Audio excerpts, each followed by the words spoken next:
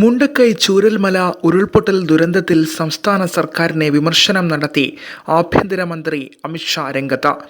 വിശദമായ കണക്കുകൾ സമർപ്പിക്കാൻ വൈകിയെന്നാണ് വയനാട് MP പ്രിയങ്ക ഗാന്ധിക്ക് നൽകിയ മറുപടിയിലെ കുറ്റപ്പെടുത്തൽ.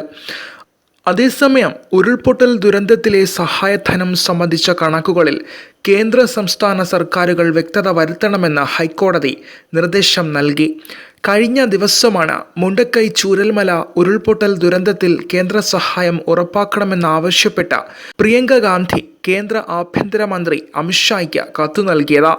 എന്നാൽ ഏറെ വൈകിയാണ് സംസ്ഥാനം നിവേദനം നൽകിയതെന്ന് പ്രിയങ്ക ഗാന്ധിക്ക് മറുപടി നൽകിയ കേന്ദ്രം വീഴ്ചയ്ക്ക് സംസ്ഥാന സർക്കാരിനെ കുറ്റപ്പെടുത്തുകയും ചെയ്തു.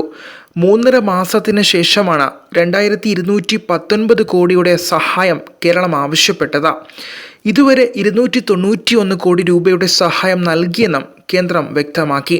അതേസമയം മുഖ്യമന്ത്രി പ്രധാനമന്ത്രിയെ നേരിട്ട് കണ്ട് സഹായം ചോദിച്ചതാണെന്നും കേന്ദ്ര സഹായം പ്രതീക്ഷിക്കുന്നുവെന്നും റവന്യൂ മന്ത്രി കെ രാജൻ പ്രതികരിച്ചു.